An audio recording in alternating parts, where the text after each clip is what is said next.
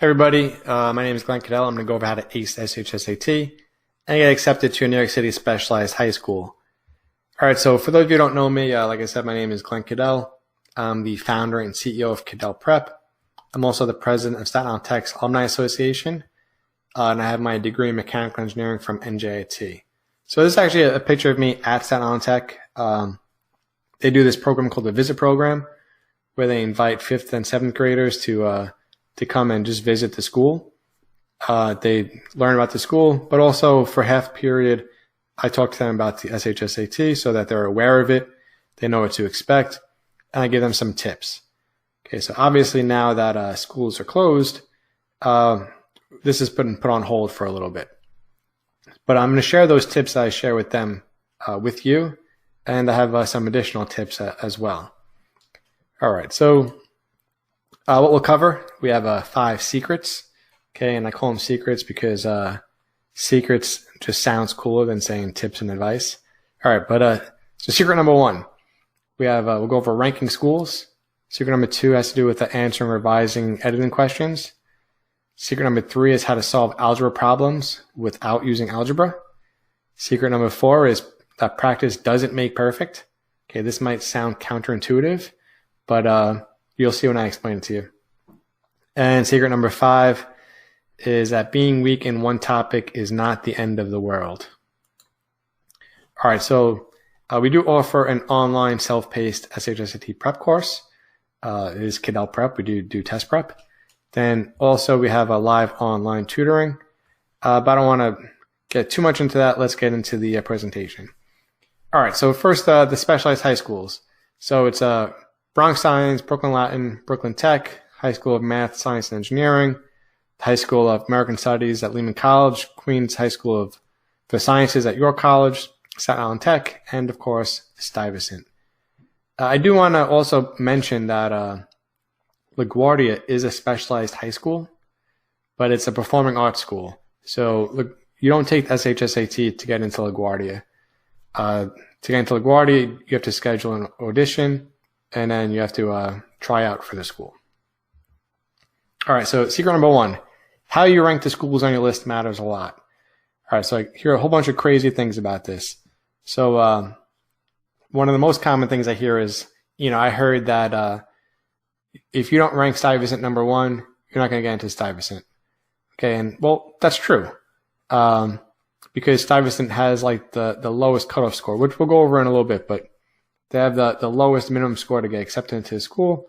So, I mean, the highest. So like if you don't rank them first, you're not going to get in because, for example, Brooklyn Tech has a lower cutoff score than Stuyvesant. So if you put Brooklyn Tech first and Stuyvesant second, if you get a high enough score to get into Stuyvesant, it doesn't matter because you made Brooklyn Tech your first choice. So you're going to go to Brooklyn Tech.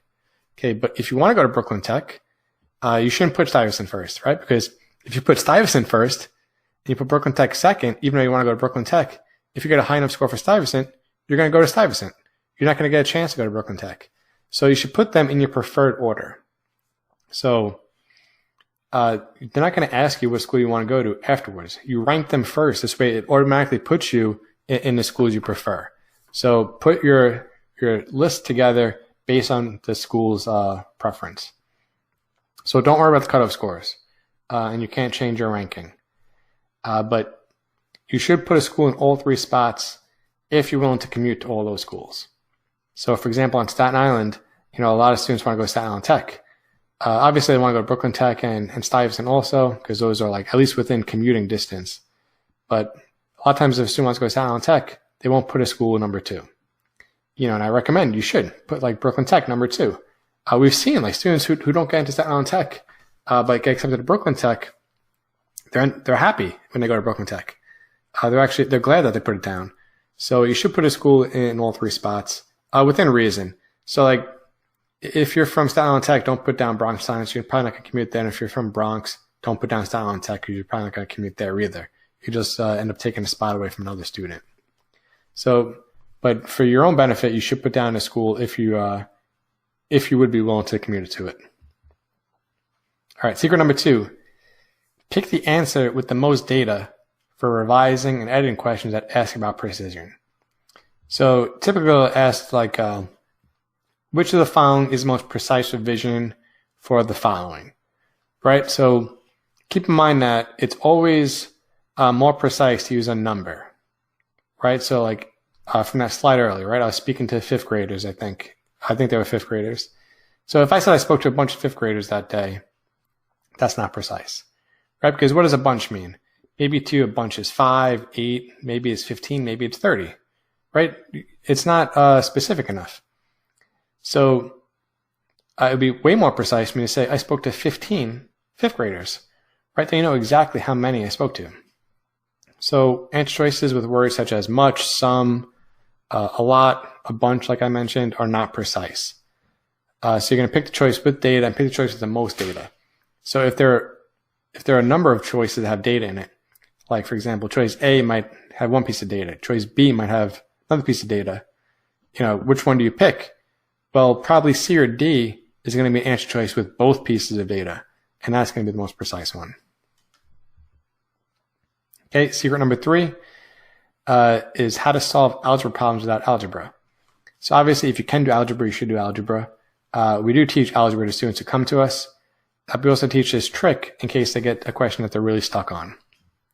So let's say you have this question, 7 plus the sum of 3n and 6 minus the sum of 4n and 8.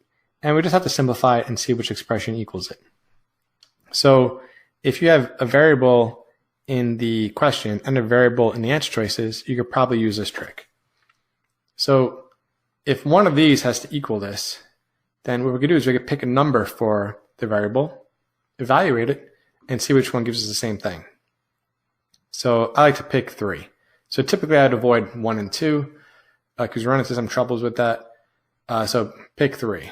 So let's put 3 in, right? So plug 3 in for n, evaluate this, and we get 2.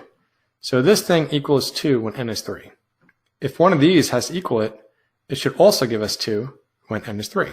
So plug 3 in for these, and we see that choice A also gives us 2. So choice A is the answer.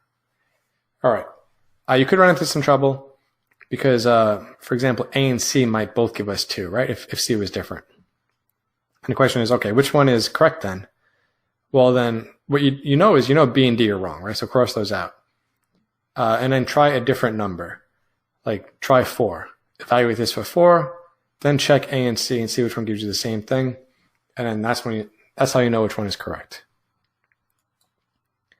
Okay, secret number 4 is that practice doesn't make perfect. And I said this sounds counterintuitive, right? But it's because perfect practice makes perfect. So there are a lot of topics on the SHSAT, but also by 8th grade, you've learned a lot of stuff, right? Like, for example, in grammar, there are so many rules in grammar, right? But you're not going to study every grammar rule you've ever learned, right? You want to prepare for what's going to be on the test. So practice what's going to be on the test. So practice with questions similar to the ones on the test. And same thing for math. There's so many math concepts, but the way the questions are asked on the SHSAT could vary, greatly compared to questions that are asked on, definitely they're more difficult than the state exams. It's more difficult than the tax test, which is the Catholic high school test. So you really want to practice questions that are similar to the ones on the SHSAT. And doing so is going to help you quickly identify what the question is asking, because you're like, oh, I've seen this before. I know what it's asking. You'll know how to answer the question because okay, I've done this. I know exactly what I need. I could jump into this. And on a timed test, that makes a difference. But you also notice how to answer traps. You'll quickly spot trap answers. So for reading comprehension, for example, for main idea, one of the answer choices might include something that's factually true, like it was actually mentioned in the passage, but it's wrong because it's not the main idea, right? So you'll notice, oh, this is a detail. This isn't the main idea, and you can cross it out. And it's the best way to improve in math is with practice. So for math, you're going to see these questions over and over again, and then on the test, you'll end up questions that are really similar, right? They're not going to be the same exact questions, but they'll have different numbers. Maybe if it's word problems, the words will be different. For geometry, it might be somewhat different geometry questions, but you have seen enough that you understand how the different concepts relate to each other, and then you'll know how to start the question and you'll be able to answer it. Rather than, wasting time trying to figure out on the test day, how do I answer this question? What do I need? You'll be able to do it more quickly. Okay. Secret number 5 is that being weak in one topic is not the end of the world. So half the test is English, half the test is math. But just because you're weak in one of them, it's not necessarily the worst thing. So, and that's because the scoring is scaled. So, for example, let's say you got 80% in math, excuse me, and 80% in English. One second.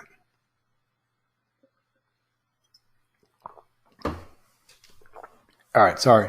So let's say you get 80% in math and 80% in English, right? The average of those two sections is 80. All right, but let's say someone else, does better than you in math. They get 90 instead of 80, so that's 10 higher. But they do worse in English. They get 70, right, which is 10 lower. So 10 higher and 10 lower. Their average is still 80. So you both have an average of 80. Okay, the interesting thing is that the student who got a 70 and 90 will get a slightly higher score than a student who got an 80 and an 80. And it's because the way the test is scaled. So the more questions you get right, the more each additional question is worth. So, for example, if you go from getting 25 questions right to 26, your score might go up by 3 points. But if you go from 40 to 41, your score might go up by like 6 or 8 points, right? So you get rewarded for doing really well. So the point is not to do really well in one section and bomb the other one. Like obviously, if you get 90 and 90, you'll be doing even better, right? But the point is, don't be discouraged from taking a test because one section is weaker than the other. Because if you do really well in the other section, it could more than make up for your weak section. So get your stronger section even stronger, but then also make sure to bring up your weaker section too. All right, now I'll go over some frequently asked questions that I get. So one of them is, when should a child start preparing? And this isn't an easy answer because it really depends on the student. So some students start preparing in fall of 8th grade, and then for most students, that's way too late. But there are students who do it and that end up, getting into the specialized high school they want to get into. So I can't say that it's too late to start in September because it works for some students. Some students start a year earlier. Some students start, 4 or 5 months earlier. Some students start in 5th grade. It really depends. And I wouldn't say 5th grade is too early because I wouldn't say it's too early to start studying because you're not really losing anything by starting early. It just might not be necessary.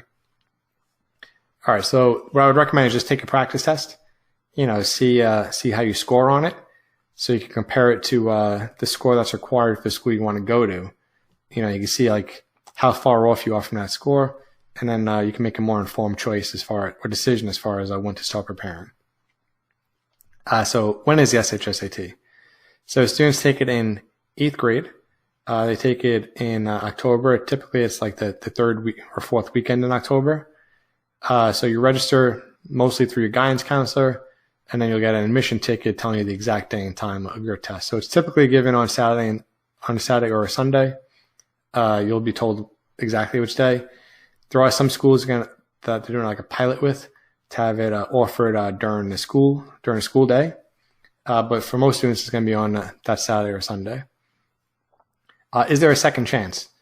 Well, let's say you don't do well in October. You can't take it again next month, right? So if you don't get into a specialized high school, what's going to happen is you'll just go to a different school for a freshman year, and then you could retake the test in freshman year. So you took it first in 8th grade, you take it again in 9th grade when you're in high school already. And then you could possibly transfer to a specialized high school your sophomore year if you do well enough. But it is difficult. It's because there aren't as many seats available in the schools anymore because most of them are going to be filled up. There will be some available seats. So even though that there are less students taking it, it is still difficult to get into it. Okay, how much do the schools cost? Well, I guess technically they're free. Obviously except for taxes and stuff like that, but they're public schools. So just like you would go to a regular public school for free, the specialized high schools are also free. And what is a cutoff score? So I mentioned that a few times today. So let's go into cutoff scores. So it's the minimum score to be accepted to a school. Okay, so it's not determined by the administration. So for example, these are the cutoff scores from 2019. So Stuyvesant was a 560, and that's the highest cutoff score. So it's not like Stuyvesant said, oh, we want to be the most difficult school to get into, so we're going to make ours 560. It just happens based on how students score and what schools they pick, and then how many seats are available. So after all the students take the test, what they do is they just put down all the students in a list, right? It's like from top score to lowest score. So if you're the top score, whatever school you want to go to, you're going to go into. So if the top student says, oh, I want to go to Stuyvesant, you go to Stuyvesant. Next student says, I want to go to Bronx Science, you go to Bronx Science. If the next student also wants to go to Stuyvesant, you go to Stuyvesant, right? And it keeps going down the list, right? Then I got to this one student who happened to have a 560. And this person picked Stuyvesant. This student got into Stuyvesant. But now the school's full, right? There was like one seat available, one spot available, that student got in. Now no one else got into that school because all the seats are taken. So because that student, the last student in, scored a 560, that becomes a cutoff score for that school that year. So like anyone lower than 560, anyone lower than that student can't get in. Only if you had a higher score than 560 would you have been able to get into the school. So that student gets in, the student after also says Stuyvesant, that school's full now. So they look at that student's second choice and then put that student in that school. So that's how cutoff scores are determined. All right. So how we could help, right? Because obviously we want to be the ones to help you with this. So the first is our online self-paced SHSAT prep course. So in this course, you'd start with a diagnostic test, a practice test, get your assessment. Then it's a really detailed assessment. So like it's like broken down into like a lot of specific topics to know exactly what you have to work on. And instead of just telling you like what percentage you got, we tell you what percentage you got on that, of course, but we also just like how much room there is to improve, right? So like, let's say you got 50% on something, right? Like 50 is not that good. Or let's say you got a 0%, right? Zero is definitely not good. But if only one of those questions appears on the test, you could prioritize and say, you know what? I'm not going to prepare for this or focus on this because even if I get 100%, I might only get one more question right on a test. Whereas like something else that you might have gotten like 80% on, but if it's if it's a common question, and then getting up to 100% could get you 4 more questions right, you should work on that. So the assessment tells you your percentage, but also how much more room there is to improve. Okay, so the course is made up of 20 interactive prep lessons. So each lesson is going to be made up of like 1 or more videos, and the videos are typically short, like 1 to 5 minutes. And then after each of those videos, like you have a video, then you have questions that relate to the video. This way the students are engaged, right? They're practicing what they just learned and helps them retain the information better before they go into the next video in that lesson, and also followed by questions. So you're not just watching like a long video. You're actually going to be involved in it and then keep them engaged and help them like retain the information better. Then after that, there are sets of problems with video explanations for that lesson. So, if you don't understand something, it's much easier to learn how to do it by watching a video, right? You learn from the video explanation, more so than actually having to teach yourself from a textbook or something like that. But after that, like you do all that, you take another test and you find out you're still weak in that section, you could go through the lesson again, but then you could also do you have over almost 23,000 practice problems, right? Over 22,000 practice problems with text explanations. And those are mostly from math. So if you have something that you're really stuck on, there's definitely enough questions for you to practice, right? So you can make sure that you really get that weak point up and then boost your score. We also have 2 additional practice tests in the course as well. So you could take one like midway through the course, see how your assessment is, see what you improved on, what you didn't improve on, and you can refocus what you have to work on. And then there's another one towards the end. This way you can take that again, and then you can go through more practice after that. So for now, it's 40% off. Just use the code LEARNONLINE. And instead of $4.99, it'll be $299.40. So this isn't a secret. Anyone who goes to the website and tries to sign up for it now will get it for this price. And the code actually shows up in your cart when you are signing up. But and this isn't a hard sale where I'm saying sign up today or this discount's going to be gone forever.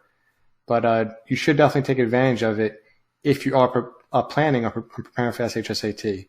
So you can start now, and you'll have all the time you need to prepare for the test. You'll get to lock in the discount, and then obviously we look forward to helping you with this. We do have money back guarantees as well. So if you do want to cancel for any reason within the 5 days, you'll get a full refund. And I'm not going to give you a hard time about it. No questions asked. If you want to quit or if you want to cancel, we'll cancel it and we'll give you your money back. I also guarantee that you're going to improve. So if you finish the course and the score doesn't improve from your first test to your last test by at least 10 points, you'll get a full refund. All right. So the other thing we have is live online tutoring. So some students do prefer this because they just feel more comfortable with it, right? So they get the full attention of the tutor. It's more comfortable for some students because we could focus on the students' needs. They could ask whatever questions that they want. We encourage them throughout it. And then, of course, we'll give them the initial assessment and 2 more practice tests. So what's the return on investment for something like this? Well, I think if you calculate it, it'll come out to like infinite, right? Because you're going to get a free education if you get into one of these schools. So not only is it a free education, but it's from one of the top schools in the country. So, I think being in New York, we know that these are great schools, but you probably don't realize that throughout the country, they're considered some of the top schools in the entire country. So like Stuyvesant, number 25 in the country on U.S. News, number 4 ranked in niche. Bronx Science, 49 U.S. News, number 17 on niche. Brooklyn Latin, 72. Brooklyn Tech, 82. High School of American Studies, number 56. Queens High School of Sciences at York College, number 62. Staten Island Tech, 57 in U.S. News, number 5 on niche. So like really, these are great schools, and it's great because, well, first of all, I went to Staten Island Tech. So like I think that one's the best one, of course, but I can tell you it's great from experience because they have great teachers, right? Like so they're able to recruit great teachers who are there and they don't want to leave these schools. But you're also in a community in the school with students who are also value education, and that's incredibly important to when you're in school and no one is really like joking around, causing disturbances, stuff like that. And everyone's like focused on doing the best they can and supportive of you. It's just a great experience. All right. So that's the end of the presentation. I really hope you got a lot out of everything today. We covered a lot. We covered those 5 secrets. We went over frequently asked questions about the test. And then, I really hope that we're the ones that you choose for your SHSAT preparation, whether it's our online course or if you choose to do the live online tutoring. And again, it is 40% off for the online course, at least for the time being. Just use the code LEARNONLINE. All right. I look forward to hearing from you.